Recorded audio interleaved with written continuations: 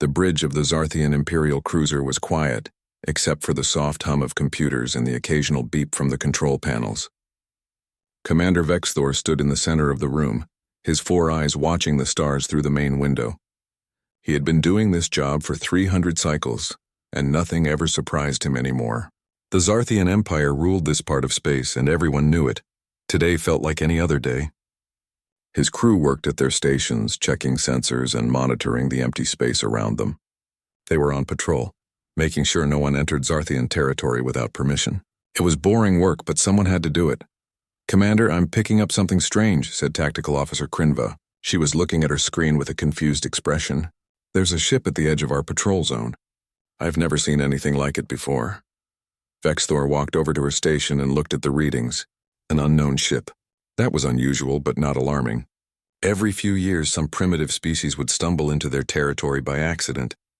The Empire had a standard procedure for this. Give them one chance to surrender, then take their ship for study. "Show me," he said. The main view screen changed to show the unknown vessel. As it came closer, Vexthor felt a small twinge of uncertainty. The ship was big, very big. It was twice the size of his cruiser, maybe even larger. The hull was dark, almost black, and it seemed to absorb the light from nearby stars. Strange symbols were painted on its side in white, and Vexthor could see weapon ports all over its surface. "That's quite a ship," Krinva said quietly. "Size doesn't matter," Vexthor replied, trying to sound confident. "Our weapons can destroy anything. Send them the standard greeting message. Tell them to power down and prepare to be boarded." Krinva sent the message. For a moment, nothing happened. Then the view screen flickered and a face appeared. Vexthor had seen many alien species in his career, but this one made him uncomfortable. The creature stood on 2 legs like some species did, but there was something different about it. It had pale skin stretched over a thin frame. Its eyes were positioned at the front of its head like a predator, and when it looked at the camera, those eyes were sharp and intelligent. "This is Captain Jake Morrison of the Earth Defense Ship Liberty," the creature said. Its voice was clear and strong, and it spoke perfect galactic common. "We come in peace. We represent the people of Earth. We're new to this region of space, and we would appreciate any help you can give us with navigation." Vexthor clicked his mandibles together, a sign of amusement among his people. A peaceful species. That meant they were weak. "Perfect. This is Zarthian space, human," he said, making sure his voice sounded authoritative. "Your vessel is now property of the Zarthian Empire. Your crew will be taken for processing. Power down your weapons immediately and prepare to be boarded. This is not a request." The human's face didn't change much, but something flickered in those predator eyes, something that made Vexthor's confidence waver just a little. "I'm afraid we can't do that, Commander," Captain Morrison said calmly. "We're just passing through your space. We'll be on our way and we won't bother you again." "You dare refuse the Empire?" Vexthor's voice grew louder. He couldn't believe what he was hearing. "We have conquered 47 different species. Our fleet has thousands of warships. You are one ship alone in our territory. You have no choice but to obey." The human leaned back in his chair. For the first time, a small smile appeared on his face. It was not a friendly smile. "Commander, we've been watching your Empire's broadcasts for a while now. We know what your ships can do. We know how powerful you think you are. But you don't know anything about us, so I'm going to give you one chance to think about what you're doing. I suggest you reconsider your threat." Vexthor felt anger surge through him. How dare this creature talk to him like that? He turned to his weapons officer. "All weapons target that ship. Fire everything we have." The cruiser's plasma cannons came to life. Bright bolts of superheated energy shot through space toward the Liberty. These weapons could destroy a small moon. They had never failed to penetrate any shield the Empire had encountered. The plasma bolts hit the human ship, and nothing happened. Vexthor stared at his tactical display in disbelief. The bolts had simply disappeared when they touched the Liberty's shields. It was like throwing water at a mountain. No damage at all, not even a flicker in their shield strength. "Impossible," Krinva whispered. On the view screen, Captain Morrison's expression hadn't changed. He still had that small, not quite friendly smile. "Our turn," he said quietly. A single beam of blue light shot from the Liberty. It moved so fast that Vexthor barely saw it. The beam hit his ship's shields, and suddenly every alarm on the bridge started screaming at once. "Shields down," his tactical officer shouted. "Shields are completely gone. One shot and they're just gone." Vexthor felt cold fear creep up his spine. In 300 cycles of service, he had never seen anything like this. The Zarthian shields were the best in the galaxy. Nothing could destroy them with one shot. Nothing. That was a warning, Morrison said, his voice still calm. The next shot will go through your hull. You have 5 seconds to stand down and retreat. Otherwise, I will disable your ship and leave you drifting here until someone comes to rescue you. Vexthor looked at his tactical display. His shields were gone. His weapons had done nothing to the enemy. If he kept fighting, his crew would die. The decision was easy. Helm, get us out of here, he ordered. Full speed. Now! The cruiser turned and accelerated away from the Liberty as fast as its engines would go. Behind them, the human ship just sat there watching them flee. Not chasing, not firing, just watching. Send an emergency transmission to Imperial Command, Vexthor said quietly. Priority alert. Tell them we've encountered a new species. Humans. They're extremely dangerous. Their technology is far beyond ours. Request immediate reinforcement. As his ship jumped to faster than light speed, Vexthor kept thinking about those predator eyes and that small smile. The humans had destroyed their shields with one shot. They could have killed everyone on his ship. But they hadn't. They had given him a chance to retreat. That scared him more than anything else. A species with that much power, but enough control to use it carefully. That was not something the Empire knew how to handle. Back on the Liberty, Captain Morrison watched the Zarthian ship disappear. Lieutenant Commander Lisa Hayes stood beside him, shaking her head. They ran pretty fast, she said. They're smart, Morrison replied. They know when they're outmatched. Now they'll tell their bosses about us, and then things will get interesting. You think they'll send more ships? Definitely. Probably a lot more. Morrison sat back in his command chair. But that's okay. We knew this would happen eventually. We can't explore the galaxy without meeting the people who think they own it. Now they know we exist, and they know we won't be pushed around. The message is sent. What do we do now, sir? Morrison smiled. Now we wait, and we get ready for round 2. The grand chamber of the Zarthian Empire was filled with noise. 300 representatives from different species and conquered worlds packed the massive hall. Everyone was shouting, arguing, demanding answers. Some were angry. Some were scared. All of them wanted to know what was happening. Emperor Caxthor XVI sat on his throne of polished metal at the center of the chamber. He listened to the chaos with growing frustration. This was not how the Empire was supposed to work. The Empire was strong. The Empire was in control. But right now the Empire looked weak and confused. Silence. The Emperor's voice boomed through the chamber. The acoustics made his voice sound like thunder. Everyone stopped talking immediately. Fleet Commander Tolevek stepped forward. Give us your report. Tolevek walked to the center of the chamber. He kept his back straight and his head high, but inside he felt ashamed. He had commanded a battle group of 45 warships, and he had been defeated by a single enemy vessel. Your Majesty, he began. As I reported earlier, Battle Group 7 encountered the human ship called Liberty. When we tried to make them obey Imperial law, they disabled 3 of our frigates without destroying them. Then they held our entire force prisoner. They could have killed us all, but they chose not to. And you're sure they have more ships? The Emperor asked. Yes, Your Majesty. Our sensors detected hundreds of them. All of them appear to be as powerful as the Liberty or more powerful. Whispers and murmurs spread through the chamber. The Emperor raised one hand and silence returned. Intelligence Director Felnox, what have we learned about these humans? Felnox activated a holographic display that showed a yellow star with several planets orbiting around it. This is Earth, Your Majesty.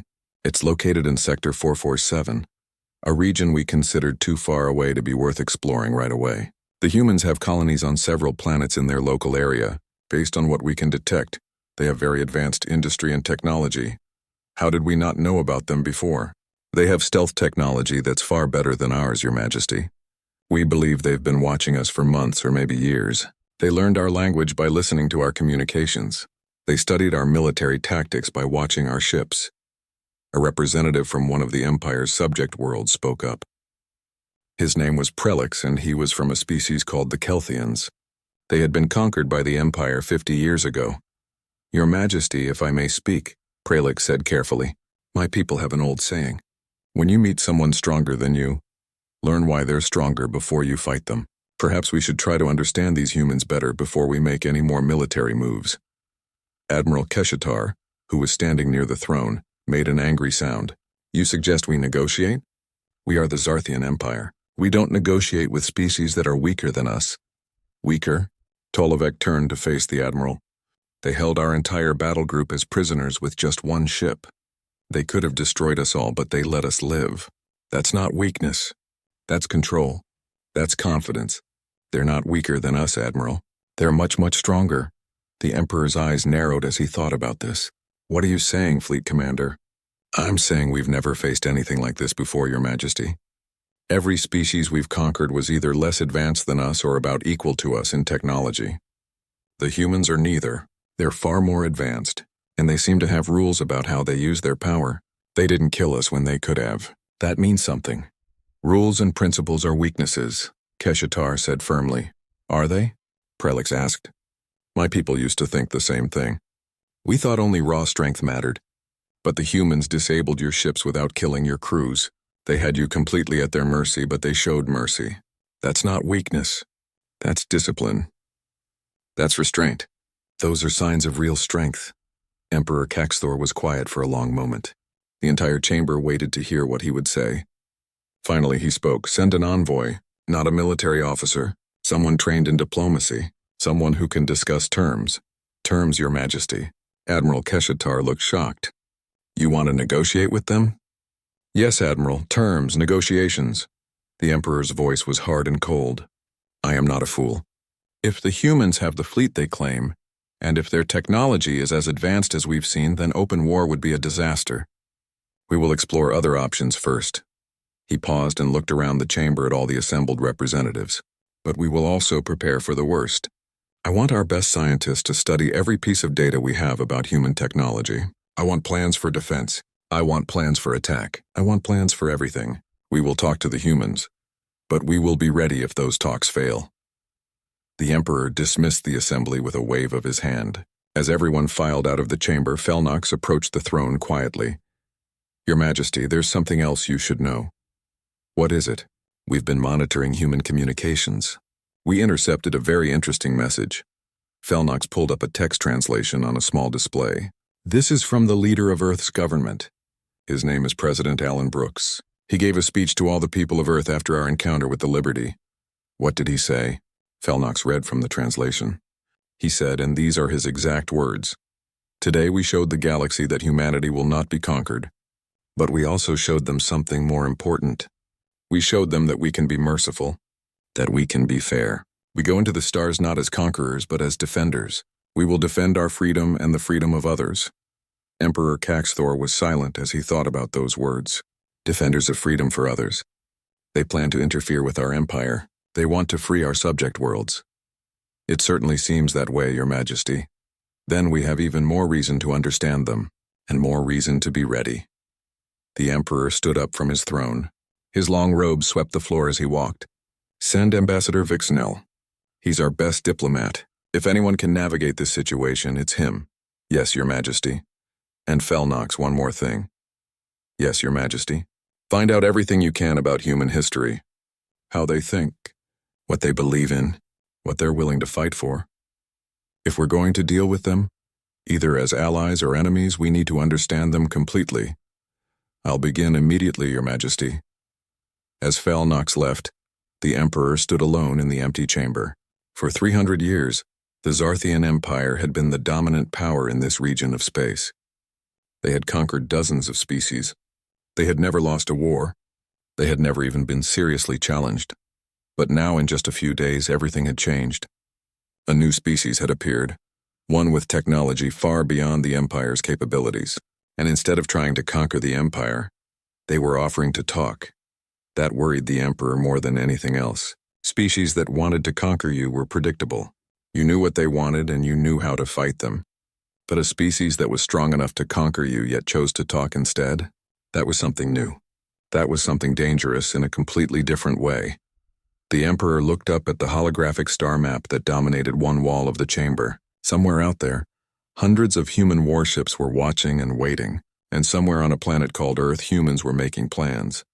The galaxy was about to change. The only question was how much and how fast. 3 weeks had passed since the confrontation with Battle Group 7. Now a small diplomatic shuttle approached the Earth defense ship Liberty slowly and carefully. Inside the shuttle, Ambassador Vixenel tried to calm his nerves. He had negotiated treaties with dozens of different species during his long career. He had faced angry warlords, desperate refugees, and cunning merchants. But he had never felt quite like this before. The humans were different. They had power, real power, but they had chosen mercy over destruction. That made them unpredictable. Dangerous in a way that was hard to understand. The shuttle docked smoothly with the Liberty. Vixenel stepped out into a corridor that surprised him. He had expected something grand and intimidating, like the warships of the Empire. Instead, the human ship was functional and practical. The walls were clean but plain. The lighting was bright but not harsh. Everything seemed designed for efficiency rather than show. A young human officer escorted him through several corridors to a conference room. Inside, Captain Morrison was waiting. The human stood up when Vixenel entered and extended his hand in the gesture that Vixenel had learned was called a handshake. "Ambassador, welcome aboard the Liberty," Morrison said. His grip was firm but not aggressive. "I'm glad your Emperor chose to talk." Vixenel took the offered seat. The chair had been specially designed to accommodate his body shape, which showed that the humans had done their research. "Thank you, Captain. I'm glad to be here, though I must be honest with you. I'm not sure how to proceed. The Empire has never negotiated from a position of weakness before." Morrison leaned back in his chair and smiled slightly. "I don't want you to think of this as weakness, Ambassador. Think of it as an opportunity. Your empire has been the strongest force in this region for hundreds of years, but strength through conquest isn't sustainable. Eventually, you either spread yourself too thin or you meet someone who can fight back effectively. And that someone is you," Vixenel said. "That someone is us." Morrison agreed. "But Ambassador, we're not interested in replacing your empire with our own. We're interested in changing how things work in this part of the galaxy." Vixenel tilted his head in confusion. "I don't understand what you mean."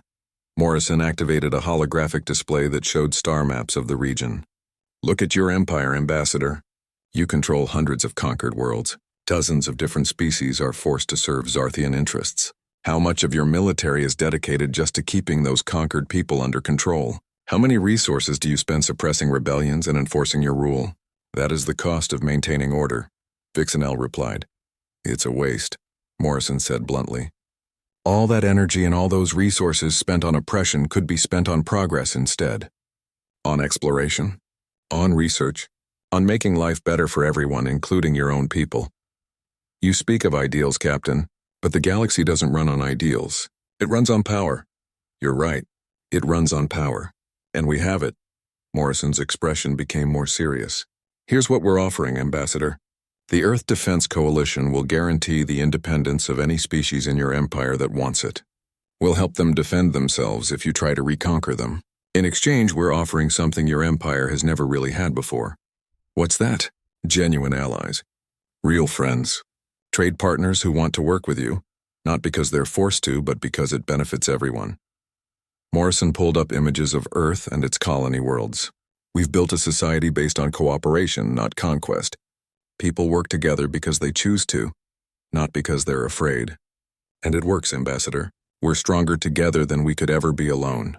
That's a lesson your empire needs to learn." Vixenel was quiet for a long time, thinking about what the human had said. "You're asking us to change everything about who we are." "I'm asking you to evolve," Morrison said. "Because the alternative is stagnation.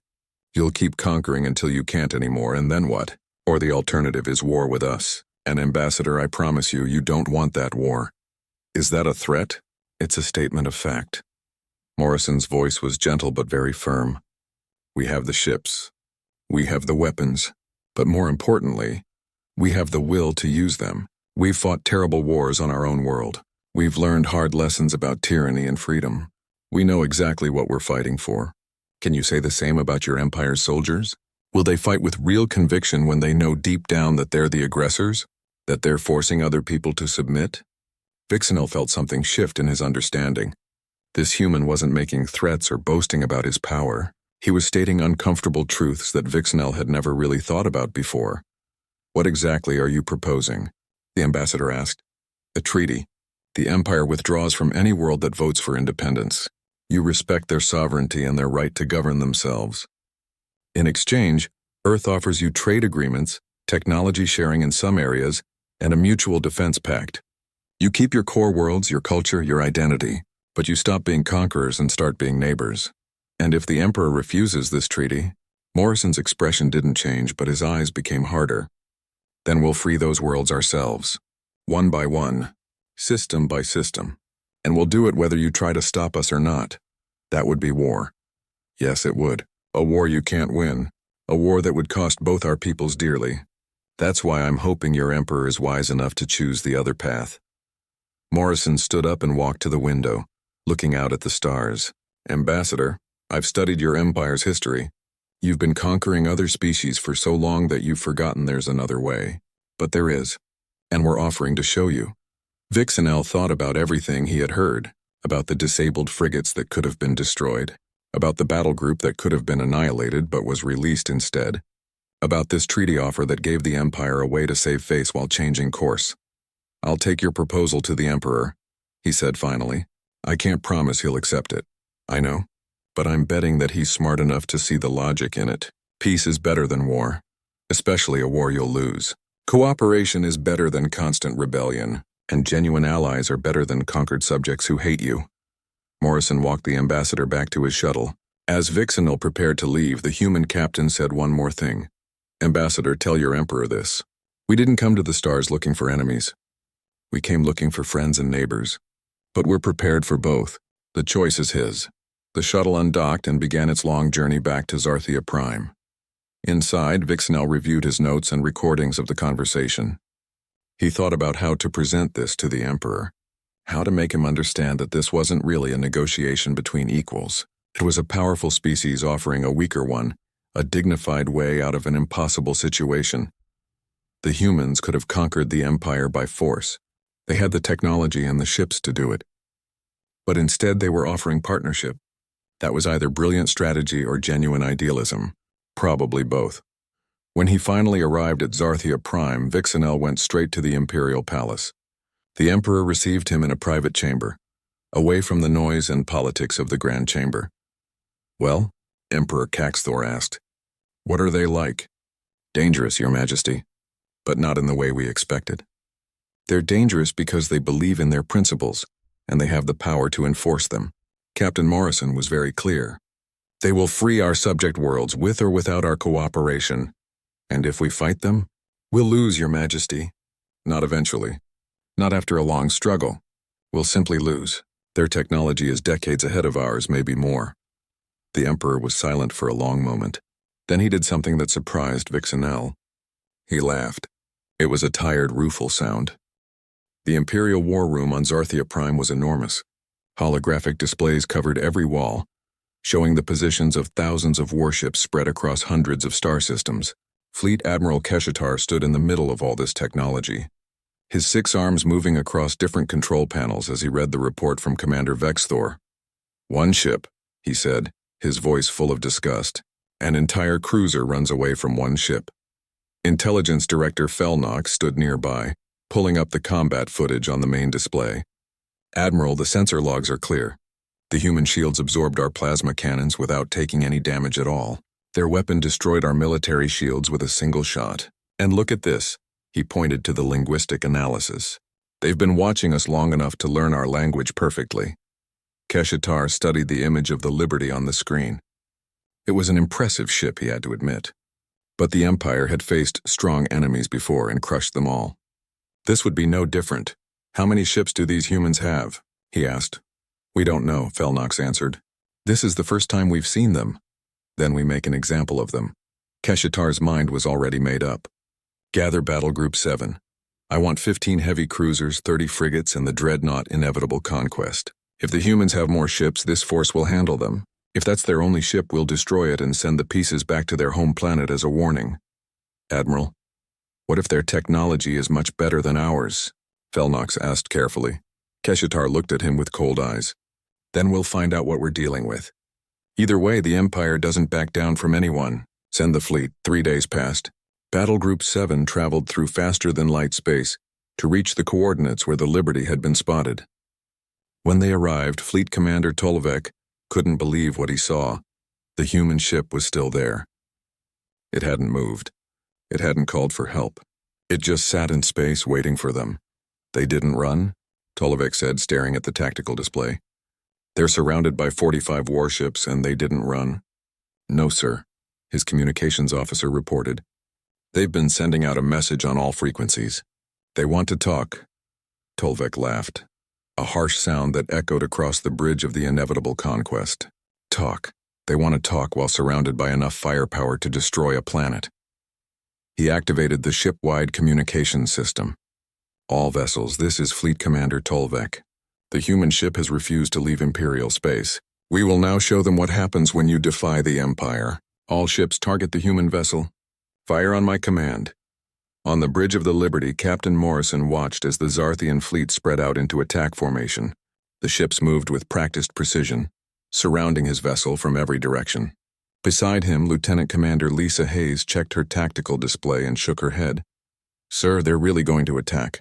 45 ships against 1. Morrison nodded slowly. Yes, they are. He touched his communication badge. All hands, this is the captain. Go to battle stations. Defensive mode only until I give the order. Let's show them what they're up against. The crew of the Liberty moved quickly to their positions. Weapons officers checked their systems. Engineering teams made sure the shields were at full power. Everyone knew what was about to happen. All ships fire, Tolevek shouted. Space lit up with weapons fire. Hundreds of plasma bolts shot toward the Liberty from every direction. Particle beams cut through the darkness. Missiles streaked toward their target, their engines burning bright. It was enough concentrated firepower to destroy a small moon, more than enough to vaporize any ship the Zarthians had ever fought. The Liberty's shields glowed brilliant blue as they absorbed the attack, and they held. The barrage continued for 30 full seconds. The Zarthian fleet poured everything they had into the human vessel, using every weapon at maximum power. When the firing finally stopped, the Liberty hung in space completely undamaged. Not a scratch, not a dent. Nothing. On the bridge of the inevitable conquest, Tolevek stared at his tactical display. He felt numb. This couldn't be real. No shields could withstand that much firepower. Damage report on the human vessel, he said, his voice barely a whisper. His tactical officer checked his readings twice before answering. Their shields are at 98%, Commander. We barely touched them. The bridge went silent. Everyone stared at the tactical displays, trying to understand what they were seeing. They had hit the Liberty with enough firepower to level a city, and it had done almost nothing. Captain Morrison's face appeared on every screen in the Zarthian fleet. Are you finished? He asked calmly. Because now it's our turn. Tolevek felt fear, real fear, for the first time in his long military career. All ships, evasive maneuvers. Concentrate fire on their weapon ports. We have to. The Liberty fired. Along its hull, weapon ports that had been closed now opened. What came out wasn't plasma or particle beams. It was something much worse. Railgun rounds, solid projectiles accelerated to incredible speeds, shot across the distance between the ships in fractions of a second. The first round hit a frigate's shields and went straight through them like they weren't even there. The projectile punched through the ship's engine section and the frigate went dark, spinning slowly in space. More rounds followed. Each one hit with perfect accuracy. 3 more frigates were disabled in seconds, their engines destroyed, their hulls breached. But Morrison had been careful. The shots were precise, calculated to disable the ships without destroying them completely. No one was killed. Fall back, Tolevek shouted. All ships, retreat to jump distance. We need to get out of here! Sir, we can't, his helmsman said, his voice shaking. The human ship is jamming our jump drives. We can't go to faster than light speed. Morrison's face was still on the screen. He looked calm, almost friendly, but his eyes were hard. I told you to power down your weapons, Commander. You chose not to listen. Now you're going to sit there and think about your choices while we have a conversation. You can't hold an entire battle group hostage, Tolevek protested.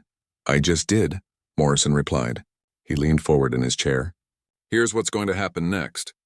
You're going to send a message to your superiors. You're going to tell them that Earth is protected by the Terran Defense Coalition. You're going to tell them that we have 600 warships just like the Liberty, with more being built every day. You're going to tell them that we don't want to conquer anyone, but we will not be conquered, and you're going to strongly recommend that they reconsider their policy of forcing other species to join their empire.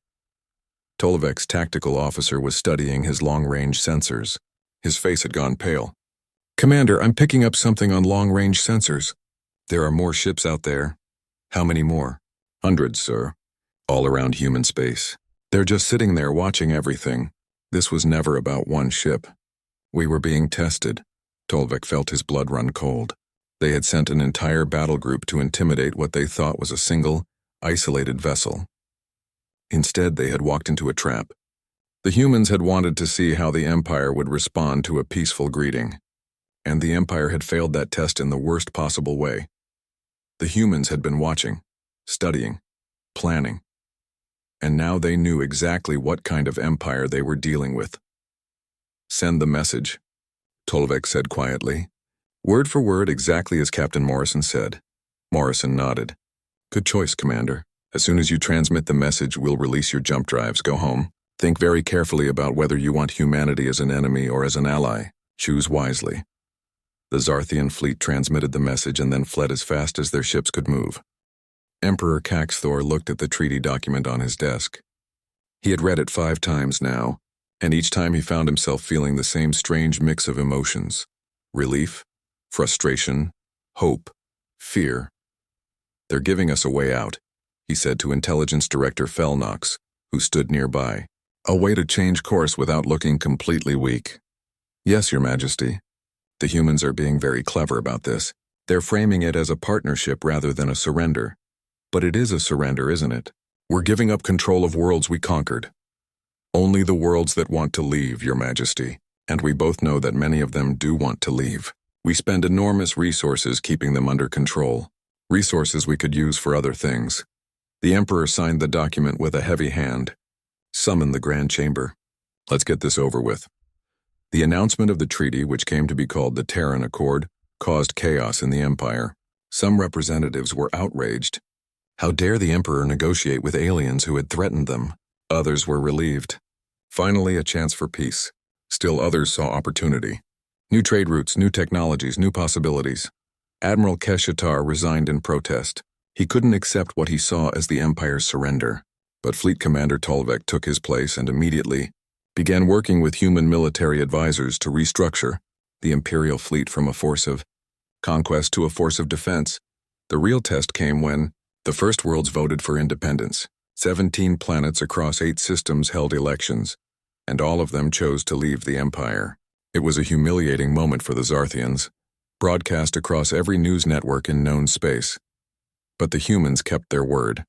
Earth Defense Coalition ships arrived to help the newly independent worlds set up defensive satellites and train security forces. They didn't occupy these worlds. They didn't demand tribute or set up colonial governments. They simply helped and then left, maintaining only small diplomatic missions. Trade agreements followed. Technology exchanges began. Slowly, carefully, 2 very different civilizations started to work together. 5 years passed. Admiral Jake Morrison stood on the observation deck of the Earth defense ship Unity, a newer and larger vessel than the Liberty. He watched as human and Zarthian ships conducted joint patrol exercises in what used to be contested space. The ships moved in coordinated formations, their crews communicating easily despite the language differences. Beside him, Ambassador Vixnell, now permanently stationed on Earth as the Empire's chief diplomatic representative, shook his head in wonder. "I never thought I would see this," the ambassador said quietly. "Our peoples working together, training together, actually trusting each other." "Neither did I," Morrison admitted. "When I had that first meeting with your commander 5 years ago, I wasn't sure if we were starting a partnership or a war. You took a big risk, you know. What if the Emperor had chosen to fight? Then we would have fought and won, but it would have been costly for everyone. I'm glad he was wise enough to see another path." Vixnell watched the ships maneuver in perfect synchronization. "The Emperor wanted me to give you a message." "What's that?" "He said to tell your President Brooks thank you for teaching us a better way." Vixnell paused, choosing his words carefully. "He's not sure he'll ever fully embrace all of your ideals. The Empire has been what it is for so long. Change is slow. But he's trying." "We're all trying," Morrison smiled. "That's all anyone can do. Try, keep trying. Make things a little better each day." and hope that the next generation does even better than we did. They stood in comfortable silence for a moment, watching the ships below. Then Vixenel spoke again. You know what surprises me most about humans? What's that? Your patience. You could have conquered us. You had the power. But instead you offered us time to change, to learn, to grow. That takes a kind of strength that has nothing to do with weapons or shields. We learned that lesson the hard way, Morrison said quietly. On Earth, we spent thousands of years fighting each other. We almost destroyed ourselves several times. We finally figured out that real strength isn't about dominating others. It's about lifting them up, about working together, about being better today than we were yesterday. Below them, a Zarthian cruiser and a human frigate passed close to each other, their running lights blinking in a friendly greeting that both crews understood. Morrison thought about the long journey that had brought them here. The tense first contact, the standoff with Battle Group 7, the difficult negotiations, the skeptical cooperation that had gradually become genuine friendship. It hadn't been easy. There had been incidents and misunderstandings. Some Zarthians still resented humans and wanted to return to the old ways. Some humans didn't trust the Empire and wanted to keep their distance. But both sides kept working at it, kept trying to build something better. I should get back to Earth, Vixenel said. I have a meeting with your president tomorrow. We're discussing expanding the trade agreements. Good. That's good. Morrison shook the ambassador's hand in the human way that Vixenel had learned to appreciate. Tell President Brooks I said hello. I will. And Admiral, thank you for everything. After the ambassador left, Morrison stayed on the observation deck for a while longer. He thought about Captain Jake Morrison, the younger man who had commanded the Liberty 5 years ago. That Morrison had been confident, maybe a bit arrogant, certain that humanity's superior technology would solve everything. This Morrison, older and wiser, understood that technology was only part of the equation. The harder part was changing minds and hearts. Building trust, showing patience when you had the power to force immediate compliance. His communicator beeped. Admiral, you have an incoming message from the Kelthian Republic. The Kelthians. They had been one of the first species to vote for independence from the Empire. Now they had their own government, their own fleet, their own destiny. Put it through. A Kelthian face appeared on his screen. It was Prelix, the representative who had spoken up in the Grand Chamber 5 years ago.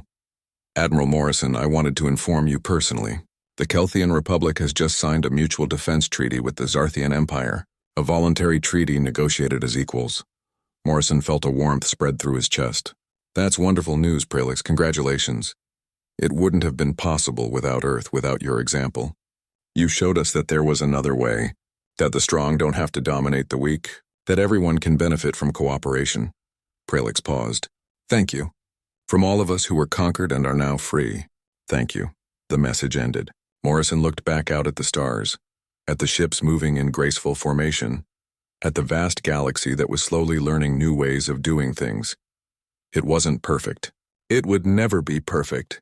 There would always be conflicts and disagreements. But it was better. Day by day, choice by choice, it was getting better. And that, Morrison thought, was what mattered most. Earth had come to the stars, not as conquerors, but as teachers. Not as masters, but as partners. They had shown the galaxy that strength without compassion was hollow, that victory without mercy was empty, that real power came from lifting others up, not pushing them down. The message had been sent 5 years ago with a single ship and a simple choice. Power down or face the consequences, but the real message, the one that mattered, was what came after. The offer of partnership, the demonstration of patience, the commitment to principles even when force would have been easier. The galaxy was changing, slowly, imperfectly, but genuinely changing. And somewhere out there on hundreds of worlds, people of dozens of different species were learning to work together, to trust each other, to build something better than what had come before. Morrison smiled and headed back to the bridge. There was work to do. There always was. But it was good work. Important work. The kind of work that made tomorrow better than today. The kind of work that made the stars a little brighter for everyone.